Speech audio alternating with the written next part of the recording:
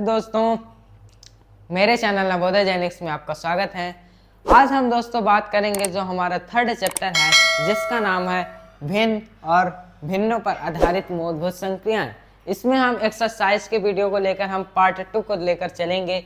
हमने आपको part 1 video दिया है, हल कराया है, उनमें हमने क्वेश्चनों को अगर आपने नहीं देखे हैं तो प्लीज़ जाकर देखिए क्योंकि वो महत्वपूर्ण क्वेश्चन है जो आपके परीक्षाओं में पूछे जाते हैं। आज हम सेकंड पार्ट 2 वीडियो में भी क्वेश्चनों को हल करेंगे। इसमें हम जो क्वेश्चन है आपके जो JNB PQ PYQS में पूछे जाते हैं, मतलब जो विगत वर्षों में पूछे गए सवाल, उन्हें हम हल करेंगे। तो चलिए स्टार्ट करते हैं। इससे पहले हम आपको एक और चीज़ बता दें, अगर आपने थ्योरी नहीं देखा, इसका कॉन्सेप्ट नहीं सीखा तो प्लीज़ जाकर हमारी वीडियो जो हमारी थ्योरी वाली है प्लीज़ आप जाकर उसे देख लीजिए। चलिए स्टार्ट करते हैं हम क्वेश्चनों को। तो हमने आपको आरोही और अवरोही क्रम बताया था कि आरोही क्रम मतलब बढ़ते क्रम और अवरोही क्रम में घटते क्रम। तो चलिए क्वेश्चनों को हम स्टार्ट करते हैं। तो यहाँ पर जैसे आपका पहला क्वेश्चन कह दिया कि 2/3, 15/3, 21/3, 5/3। अब इसमें हमें निकालना है अवरोही क्रम। क्या निकालना है? अवरोही क्रम। अवरोही क्रम ज्ञात कीजिए। क्वेश्चन आपका कह रहा है कि ये भिन्न दी हुई है, इसमें निकालना है आपको अवरोही क्रम। तो आपको देखेंगे कि यहाँ पर हर आपका क्या है? बराबर है। जब आपका हर बराबर हो तो जिस भिन्न का आपका अंश बड़ा है वही आपकी क्या होगी? सबसे बड़ी होगी। और जिस भिन्न का अंश छोटा है वही आपके क्या होगी? सबसे छोटी भिन्न होगी। तो हमें करना है अवरोही क्रम मतलब बढ़ते क्रम। तो बढ़ते क्रम में आपकी सबसे छोटी भिन्न क्या है? इसमें 2/3। तो बढ़ते क्रम में 2/3 हो गया। फिर ये इधर को खुलेगा, जिस तरफ बड़ी हो, इससे बड़ी क्या है आपकी? 5/3। तो 5/3 हो गया। फिर इससे बड़ी 15/3, फिर इससे बड़ी 21/3। तो ये आपका क्या हो गया? पूरा आरोही क्रम। आरोही क्रम में हमने बताया बढ़ते क्रम में कि जो भिन्न आपकी अगर हर बराबर है तो जिस भिन्न का अंश छोटा है वह आपकी सबसे छोटी, और जिस अंश का बड़ा है अंश वह आपकी क्या होगी? बड़ी भिन्न होगी। तो इसमें हमने आपको आरोही क्रम में बताया कि यहाँ पर ये 2/3 हो जाएगा, फिर उससे बड़ी 5/3, 15/3, फिर उसके बाद 21/3। यहाँ से आपका ये क्वेश्चन समाप्त हुआ। अब जैसे आपके पास दूसरा क्वेश्चन आता है कि यहाँ पर दे दिया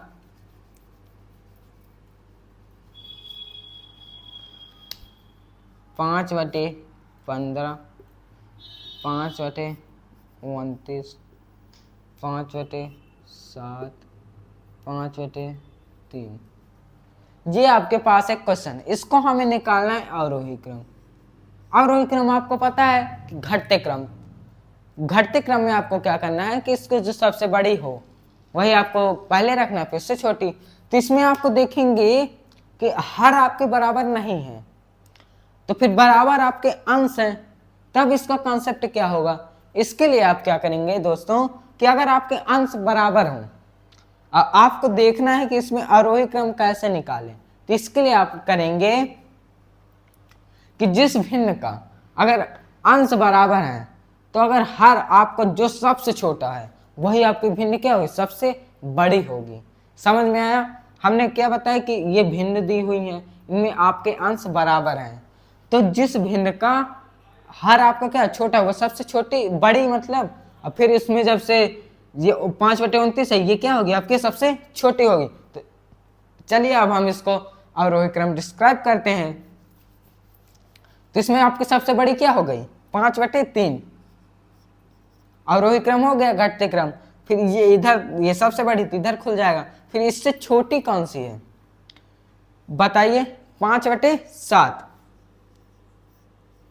फिर इससे छोटी 5/15, फिर इससे छोटी 5/29। तो ये आपका क्या हो गया? पूरा अवरोही क्रम। समझ में आ गया? अब जैसे आपके पास सवाल उठ जाएगा कि अगर यदि अंश बराबर है, हर बराबर है, तब तो आ गया क्वेश्चन। मान लो ना अंश बराबर है ना हर ही बराबर है, तब उसको क्वेश्चनों को कैसे हल करेंगे उसका भी हम कॉन्सेप्ट चलिए डिस्क्राइब करते हैं।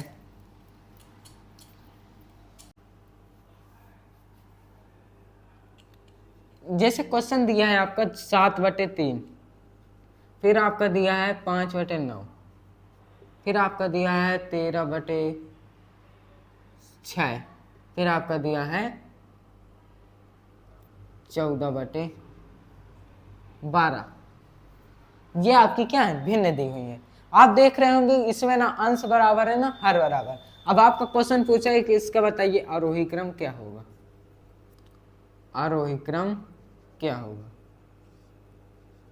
तो आरोही क्रम बढ़ते क्रम, तो बढ़ते क्रम में आप क्या करेंगे, आरोही क्रम ज्ञात करें। तो इसमें आप कहेंगे, इसके लिए आप क्या करेंगे, इसके लिए आप करेंगे कि अगर ना अंश बराबर है ना हर बराबर है, तो आप पहले हरों का क्या कर लेंगे, लासा ले लेंगे। लासा लेंगे, एलसीएम जिसे हम कहते हैं अभाज्य गुणनखंड विधि। तो 3 9 6 12, तो पहले किससे जाएगा, 2 से।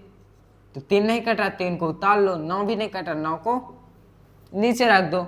अब 2 तिहाई 6, 2 छंग 12, अब भी 2 से कट रहा है क्योंकि 2 तिहाई 6, तो नहीं कट रहा, इसको उतार लो, ये भी नहीं कट रहा, इसको उतार लो, ये भी नहीं कट रहा, इसको 2 तिहाई 6 भाग दे रहे हैं ना हम। तो जो भागफल आएगा इसमें हम इसे लिखते हैं, फिर 3 लिख दिए, 3 से काटेगा तो 3 1 के 3, 3 कलाई 9, 3 1 के 3, 3 1 के 3, फिर 3 से जाएगा तो 3 1 के 3, 3 1 के 3, 1 1, ये अपना उत्तर आएगा। तो जब तक 1 ना आए तब तक इसे आपको हल करते रहना है। तो आपने यहाँ देखा कितना आया, 2, आपका कितना है, 2 गुणे 2 गुणे 3 गुणे 3 बराबर 2 दूनो 4, 4 3 12, 12 3 36। ये 36 आपका क्या आ गया, लासा आ गया आपका 36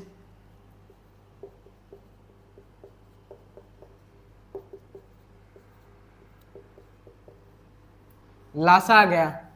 तो अब आपको इनके भिन्नों का हर बराबर करना होगा। हर बराबर करने के लिए आपको हर में 36 रखना होगा, चाहे जैसे रहे, सभी भिन्नों के हर में 36 रखना होगा, चाहे जितने का गुणा करके रखना होगा। तो चलिए एक एक भिन्न को हम डिस्क्राइब करते हैं। तो ये आपका आता है जैसे 7/3, तो 7/3 को कितने का गुणा करें कि हम 36 आ जाए, तो कहेंगे 12 का अगर हम गुणा करेंगे तो कितना आएगा। एक बात ध्यान देना, अगर हम जिस भिन्न का मतलब जिस संख्या का हम नीचे गुणा करते हैं उसी संख्या का हमें ऊपर गुणा करना पड़ेगा। तो यह आ जाएगा 12 36, ऊपर करेंगे 12 84, यह आ गया 84/36। अब दूसरी भिन्न क्या है, 5/9। तो 9 में हम कितने का गुणा करेंगे कि 36 आ जाए, 9 चौको 36, ऊपर भी गुणा, जब नीचे गुणा तो ऊपर भी गुणा, 5 चौको 20, 9 चौको 36। समझ में आया ना क्वेश्चन कि हमने क्या किया कि 5 चौको 36, 9 चौको 36, ऊपर और नीचे संख्या को गुणा किया। फिर आपका कितना आया, तीसरी भिन्न आपके क्या है 13/6। तो कितने का गुणा करें, 6 में कि 36 आ जाए, 6 का, ऊपर नीचे दोनों का गुणा 6 का, तो 6 छंग 36। अब 13 छंग का कितना होता है, 13 13 13 2 26, 33 39, 13 चौको 52, 13 5 65, 13 छंग 78 आया ना आपको। फिर आपको आता है 14/12, तो 12 3 36, ऊपर भी नीचे, नीचे भी मतलब गुणा 3 का, तो 12 3 36, 14 3 42। ये आपका क्या हो गया, भिन्नों का हर बराबर कर दिया। अब आपको पता ही है कि अगर हर बराबर है तो आरोही और अवरोही क्रम, बढ़ते क्रम और घटते क्रम हम कैसे निकालें। तो इसके लिए कह रहा आरोही क्रम निकालिए। तो आरोही क्रम में आप क्या करेंगे, पहले सबसे बड़ी, आरोही क्रम में क्या करेंगे, पहले सबसे हम छोटी भिन्न लिखेंगे। बढ़ते क्रम, तो इसके लिए आप क्या करेंगे, इसमें ढूंढिए सबसे छोटी भिन्न कौन सी है, 20/36। ये किसकी है 20/36, 5/9 की। तो हम 20/36 ना लिख के 5/9 लिखेंगे, क्योंकि हमसे तो पूछा इन भिन्नों से ना, ये भिन्न हमारे के, हम तो इसको समझने के लिए बराबर किए हैं। हमारा मेन कॉन्सेप्ट किसमें है, इसमें हमें इनमें से बताना कौन बड़ी है। तो पहले 20/36 क्या है, सबसे छोटी है, तो 5/9 है, तो आरोही क्रम इसमें क्या हो जाएगा, 20/36 मतलब 5/9, ये आपकी हो गई। फिर इससे बड़ी कौन सी है बताइए, 42/36, तो 14/12 की है ना, तो पहले 14/12। फिर इससे छोटी बड़ी कौन सी है, 78/36। तो 78/36 का क्या है, 13/6। ये आ गया आपका। फिर आपका लास्ट कौन सा बचा, 84/36, किसकी है, 7/3 की, 7/3। ये आपकी क्या आ गई, आरोही क्रम आ गया। समझ में आ गया यहाँ तक। चलिए अब हम अगले क्वेश्चन का कॉन्सेप्ट जो उनका क्लियर करते हैं, अगले क्वेश्चन की ओर बढ़ते हैं। तो यहाँ पर आपका क्वेश्चन ये है, जैसे आपका पहला क्वेश्चन कहता है कि इसमें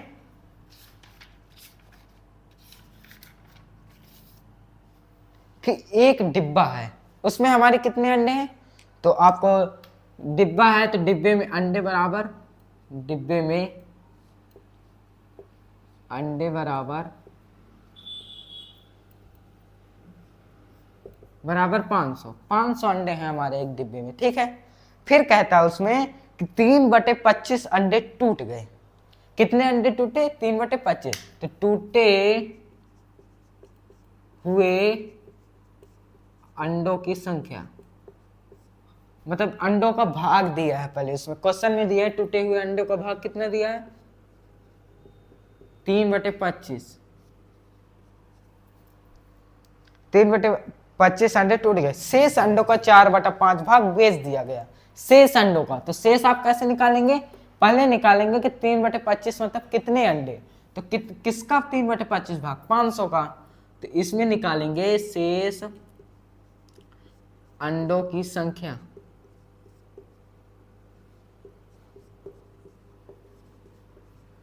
तो आप करेंगे कि 500, तो 500 का गुणा 3/25, तो 25 दूनी 50, काटना तो आपको आता होगा।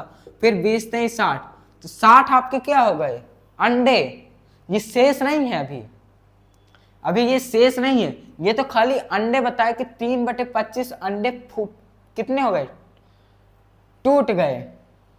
अब इसमें कह रहा है शेष अंडों की संख्या बताई, तो शेष अंडों की संख्या किस में से होगी, 500 से आप माइनस कर देंगे। जहां अगर आप लिख भी देंगे कि 500 माइनस 500 गुणे 325, तो 500 में आप घटाइए 560, 500 में आप 60 घटाए, कितना आया 440।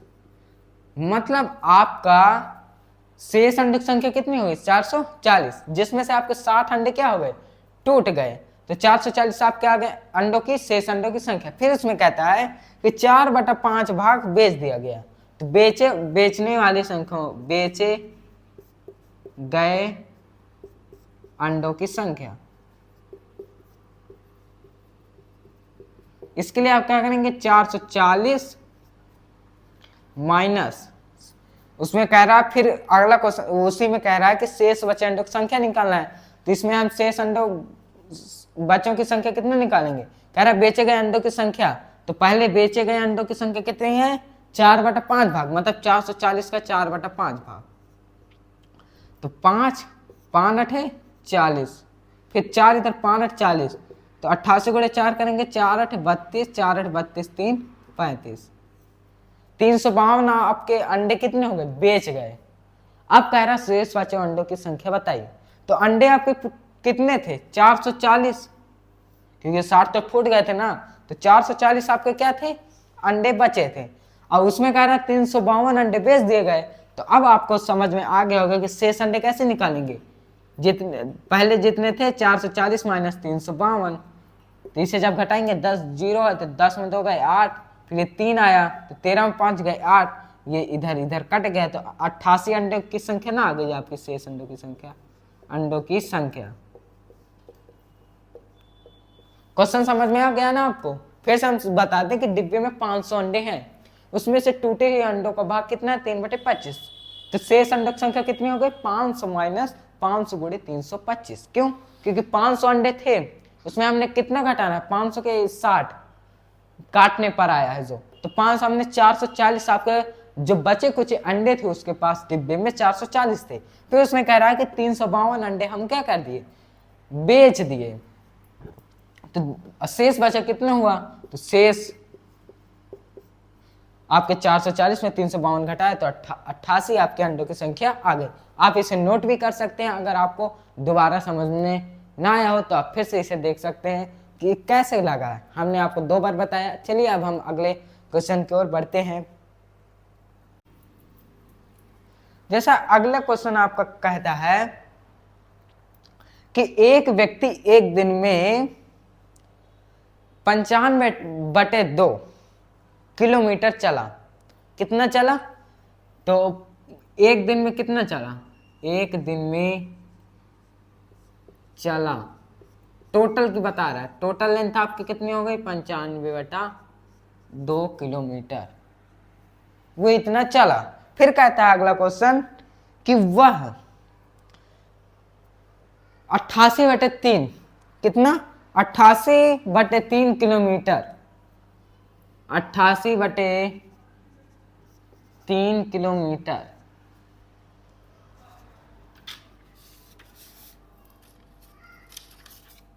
वह स्कूटर से चला। किससे चला? स्कूटर से। तो स्कूटर से कितना चला? स्कूटर से चला 88/3 किलोमीटर। फिर कहता है कि 53/6 कितना? 53/6 किलोमीटर आपका वह साइकिल से चला। कितना चला? 53/6 साइकिल से चला। साइकिल से चला मतलब पहले कह रहा है कि पूरा चला 95/2 किलोमीटर, फिर स्कूटर से चला 88/3 किलोमीटर, फिर साइकिल से चला 53/6 किलोमीटर, और फिर कहता है कुछ शेष चला। कितने किलोमीटर चला ये नहीं ज्ञात है। हमें कह रहा है कि वो पैदल कितना चला, हमें वही तो ज्ञात करना है कि शेष चला पर कितना चला। इसको ज्ञात करने के लिए आपको क्वेश्चन समझ में आ गया होगा कि जैसे इसमें दिया पूरी लेंथ आपकी इतनी दिया है, अब आप 3 प्रकार से चले। कैसे चले? 3 प्रकार से, एक स्कूटर से चले, एक साइकिल से चले, एक पैदल चले। 3 प्रकार से आप चले। आप ही को हम मानकर इसका क्वेश्चन को समझाएंगे कि जैसे आप पूरे दिन स्कूटर से इतना चले, साइकिल से चले और कुछ पैदल चले। अब हम कह दें आपको पूरे जोड़ के लेंथ आपको बता दें कि आपने इतना 95/2 किलोमीटर आपने पूरा चला, तो आप इसके लिए अब कह दिया कि शेष कितना चले, तो इसके लिए आप क्या करेंगे? ये टोटल लेंथ है तो इनको जोड़कर इसमें से क्या कर देंगे? घटा देंगे, क्योंकि पहले जोड़ेंगे फिर उसमें तो घटाएंगे ना, तभी तो आपकी शेष वाली आएगी। तो पहले चलिए इन्हें हम जोड़ते हैं। तो स्कूटर प्लस साइकिल द्वारा चला गया तो 88/3 प्लस 53/6। तो इसका एलसीएम लेंगे 6 आया। फिर इसको हम इधर कर दे रहे हैं 88/3 प्लस 53/6, तो ये आया 6। तो 3 दूनी 6, 2 आया है आपका। 3 दूनी 6 2, और ऊपर क्या करेंगे? गुणा करेंगे तो 2 88 प्लस 6 है तो 53 आ जाएगा। तो 88 दूनी कितना होता है बताइए? 2 8 16, 2 8 16, 1 2 7 1 प्लस 176 बराबर 153/6। ये आपका इतना आया। तो टोटल लेंथ आपकी कितनी आ गई? जोड़िए 6 3 9 7 5 12 2 229/6 आपकी क्या आ गई? साइकिल से और स्कूटर से चला, अब प्लस शेष चला, तो शेष चले के इसमें से क्या कर देंगे? घटा देंगे। तो चलिए शेष पैदल यहाँ पर आपको जैसे क्वेश्चन लिखा हमने 229/6, फिर इसमें शेष पैदल चला बराबर 95/2 माइनस कितना करेंगे आप? 229/6। तो 6 लेंगे एलसीएम, फिर 2 3 6, 3 आया, 3 को ऊपर गुणा करेंगे 3 5 15, 3 और 27, 27 1 28, 285 माइनस 229। क्योंकि 6 6 बराबर 6 के 6 200। अब इसमें जब घटाएंगे 285 में 229 तो कितना आएगा, 15 में 9 गए 6, ये बच्चा 7 7 में 2 गए 5 और 2 दी 0। 56/6 आपका क्या हो जाएगा, आंसर आ जाएगा। 56/2 वो कितने चला, शेष पैदल चला। इसको आप मिश्र भिन्न में भी बदल सकते हैं, किससे, 6 का भाग आप 56 में दे सकते हैं, तो 6 का 6 6 दूना 6 48 6 9 54 2, तो 9 सही 2/6 आपकी क्या हो जाएगी, शेष पैदल चला। 9 सही 2/6, इसको हम काट भी सकते हैं, 2 के 2 2 6, तो 9 सही 1/3। आपको समझ में आ रहा है ना जो हम क्वेश्चन करा रहे हैं। हम इसको कंफ्यूज मत होना, हमने इसको मिश्र भिन्न में बदला है। 9 सही 2/6 आता है, उसको हम और काट दे क्योंकि कट रहा है तो हमने काट दिया। 9 सही 1/3 आपका क्या हो जाएगा, किलोमीटर आपका राइट आंसर है। समझ में आया आपको क्वेश्चन, फिर से आप देख लीजिएगा कि ये कैसे लगा है, क्योंकि आपको एक बार में समझ में आ गया, अगर आपको ना समझ में आए तो आप इसे फिर से देख सकते हैं। अब हम अगले क्वेश्चन की ओर बढ़ते हैं। अगला क्वेश्चन आपके सामने है, कह रहा है एक पानी की टंकी है जिसके पूरी भरी होने पर धारिता 36 किलोलीटर है।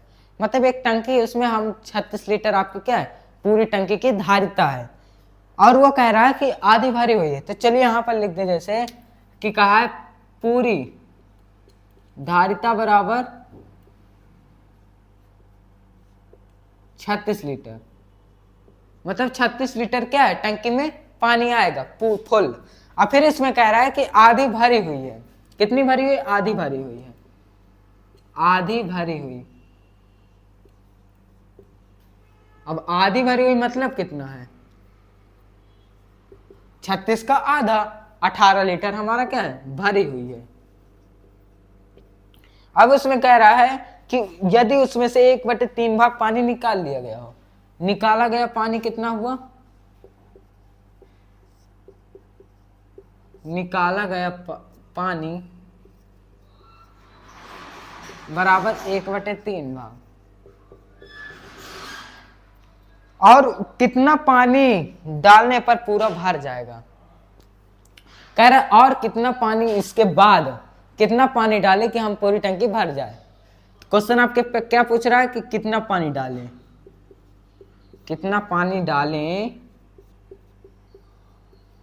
कि वह टंकी फुल हो जाए, टंकी भर जाए।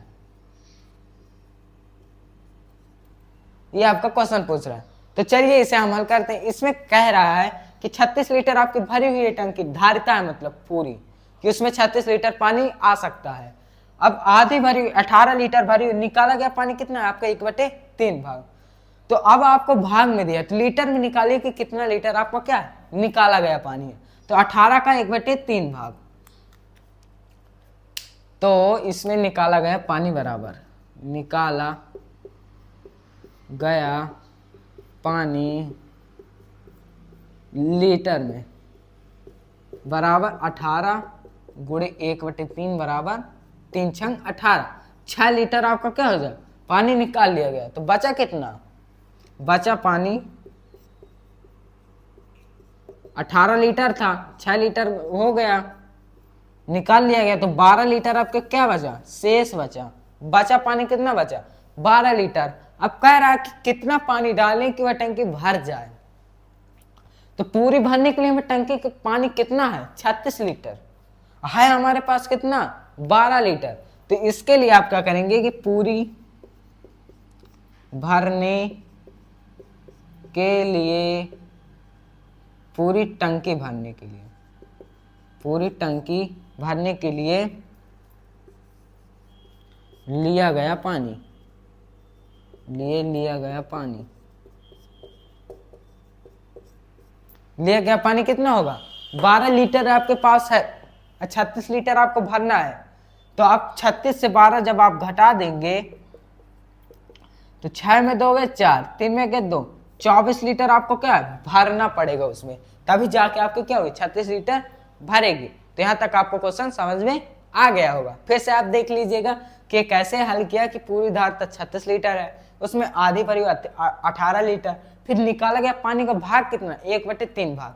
तो कह रहा है कि कितना पानी डालें कि वो टंकी भर जाए। तो इसके लिए आप क्या करेंगे कि निकाला गया पानी आप लीटर में पहले निकालेंगे। तो 18 गुणे 1/3 6 लीटर आपका क्या निकाला गया पानी। तो बचा कितना, 18 में 6 घटाए 12 लीटर बचा। फिर इसमें कह रहा है कि पूरी टंकी भरने के लिए लिया गया पानी बराबर 36 भरना है आपको। 12 लीटर है तो 36 में 12, अगर आप 24 लीटर और पानी डाल देंगे तो कितना हो जाएगा, आपकी टंकी पूरी भर जाएगी। चलिए अब हम अगले क्वेश्चन की ओर बढ़ते हैं। कह रहा है एक ड्रम का 1/5 भाग दूध से भरा हुआ है। मतलब एक ड्रम है, उसमें से कह रहा है 1/5 भाग दूध से भरा हुआ है। तो भरा हुआ ड्रम बराबर दूध से भरा हुआ ड्रम बराबर 1/5 भाग। ये समझ में आ गया। अब उसमें कह रहा है कि यदि इसको पूरा भरने के लिए 28 लीटर और दूध चाहिए। हमें कितना चाहिए, 28 लीटर पूरा भरने के लिए पानी दूध चाहिए बराबर, दूध चाहिए बराबर 28 लीटर। तो और इसमें फिर आगे कह रहा है कि तो ड्रम की धारता बताना है कि ड्रम में कितना दूध आ सकता है। तो इसके लिए हमने आपको बताया था कि दूध से भरा हुआ ड्रम कितना, 1/5 भाग। तो हमें निकालना क्या है पहले इसमें कि ड्रम की धारिता बराबर ड्रम की धारिता क्या होगी। तो इसके लिए आप क्या है कि दूध से भरा हुआ ड्रम कितना, 1/5 भाग। अब 1/5 भाग तो दिया है, तो इसमें खाली कितना है आपका, ये भरा हुआ है। तो खाली के लिए आप क्या करेंगे, तो खाली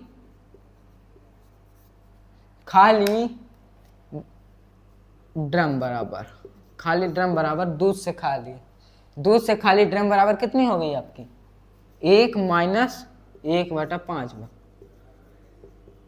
1 से आप घटा देंगे, ये आपको बताया था कि 5, फिर एलसीएम लेंगे तो 5 माइनस 1 बराबर 4/5 आपके क्या है, भाग आपका खाली है। यहां तक आपको समझ में आ गया। आपका 4/5 भाग आपका खाली है। फिर कह रहा है पूरा भरने के लिए दूध चाहिए 28 लीटर। ये लीटर में दिया है, ये भाग में दिया है, तो ये बराबर ना हो गया आपका। तो आपका यहां पर हो जाएगा 4/5 भाग बराबर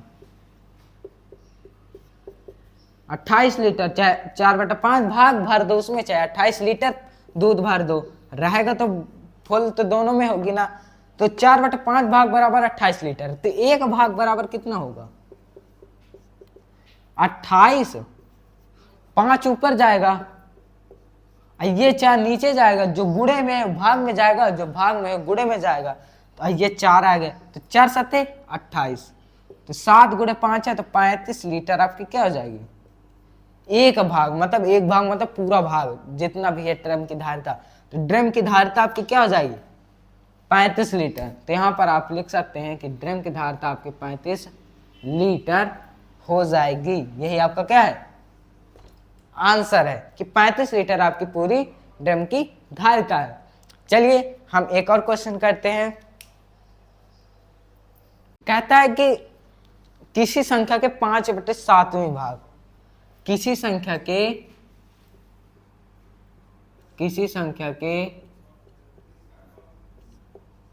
5/7वें भाग एवं 7/11वें भाग का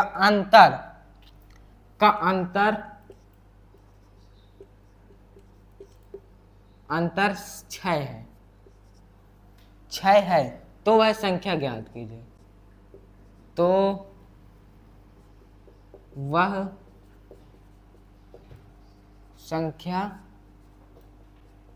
ज्ञात कीजिए।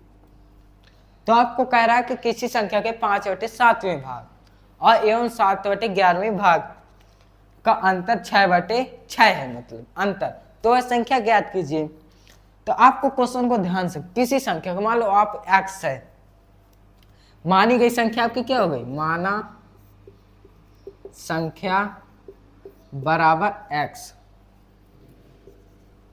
तो प्रश्नानुसार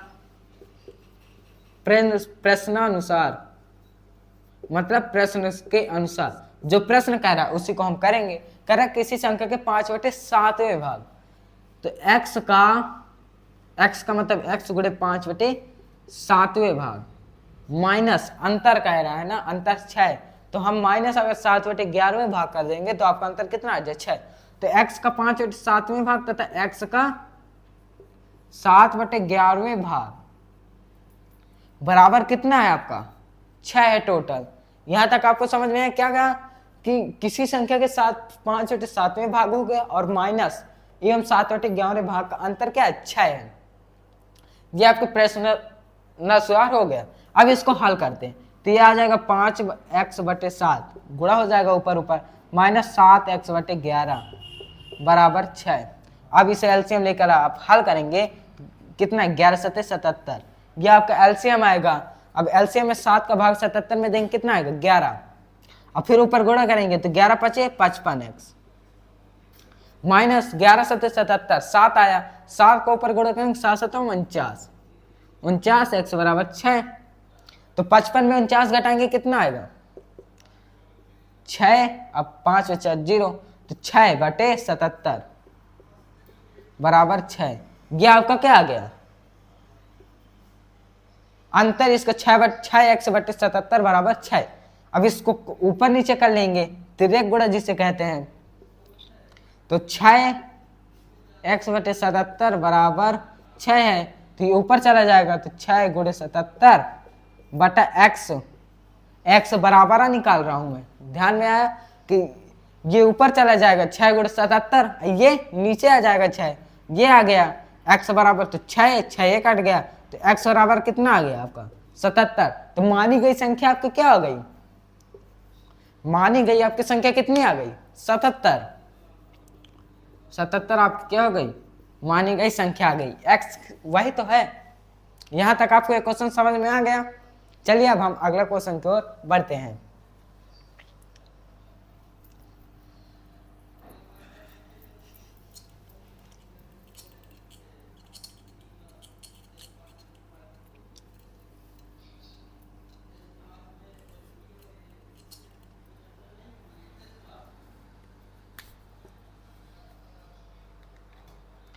अगला क्वेश्चन आपको कहता है कि दो संख्याओं का गुणनफल 23/50 है। दो संख्याएं आपके, दो संख्याओं का गुणनफल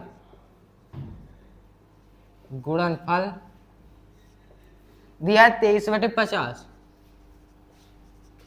फिर इसमें कह रहा है कि यदि एक संख्या 46/50 है, पहली संख्या आपकी कितनी हो गई, पहली संख्या आपकी है 46/50।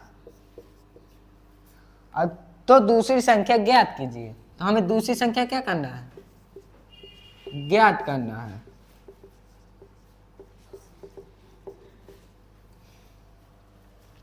तो इसका एक सूत्र होता है दोस्तों, क्या होता है कि अगर दो संख्याओं का गुणनफल बराबर, दो संख्याओं का गुणनफल बराबर पहली संख्या गुणे दूसरी संख्या, ये हो गया। तो दो संख्याओं को गुणनफल बराबर अगर हम निकालेंगे तो पहली संख्या गुणे दूसरी संख्या। तो अब इसके नीचे आप लिख दीजिए दोनों दो संख्याओं को गुणनफल कितना है, 23/50। पहली संख्या आपको कितनी दी हुई, 45/50 गुणे दूसरी संख्या आपको ज्ञात करना है, तो आप दूसरी संख्या लिख दीजिए।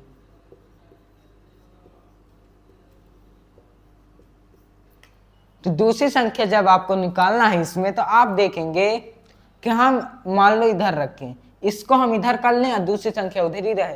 तो जब हम इसे करेंगे तो ये इसमें जाएगा, जिसे हम कहते हैं हर में, अंश इसमें जाएगा, गुणा है, ये गुणे में है तो भाग में जाएगा, और फिर ये ऊपर गुणे में जाएगी। तो 23/50 हम इसको इधर कर दे रहे हैं, तो 50 गुणे 23/50 को हमने किया, 50 ऊपर जाएगा, तो 50/45 नीचे आएगा, तो 45 बराबर आपके क्या होगी, दूसरी संख्या आ जाएगी। दूसरी संख्या आपको ज्ञात करना है तो उधर ही शायद आप रखिए उसे, ठीक है। अब इसमें आप जब इसे काटेंगे तो 50-50 आपके कट गए, 23/45 आपका क्या नहीं कट रहा। तो यहां पर आप देखेंगे कि दूसरी संख्या आपकी क्या हो गई, ये कट नहीं रहा, तो दूसरी संख्या आपके क्या हो गई, 23/45।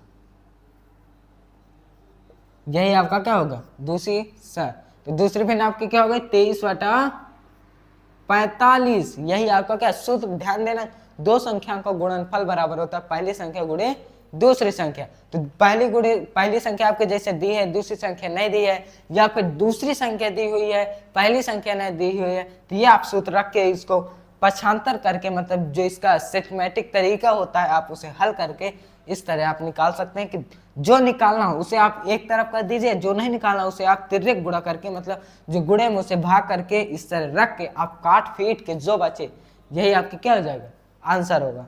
यहाँ तक हम आपका एक्सरसाइज खत्म होता है। अब हम नेक्स्ट वीडियो में आपको जो अगला एक्सरसाइज है चैप्टर नंबर 4, जिसका नाम है गुणज, गुणनखंड एवं उनके गुण, उसके हम एक्सरसाइज लेकर आपको आएंगे। तब तक के लिए आप हमारे चैनल में बने रहिए, उसके क्वेश्चनों को भी हम हल करेंगे। अगर आपको ये वीडियो हमारी अच्छी लगी हो तो प्लीज़ लाइक कर दीजिएगा और कमेंट करिएगा कि ये वीडियो आपको कैसे लगी। और अगर आप हमारे चैनल में नहीं जुड़े हैं तो प्लीज़ जुड़ जाइएगा और आप हमारे चैनल में जुड़ जाइएगा और सब्सक्राइब करिएगा, बेल आइकन को दबाना ना भूलें, जिससे हमारे जो आने वाली एक्सरसाइज वीडियो और प्लेलिस्ट की वीडियो हैं आपको मिल सके। धन्यवाद।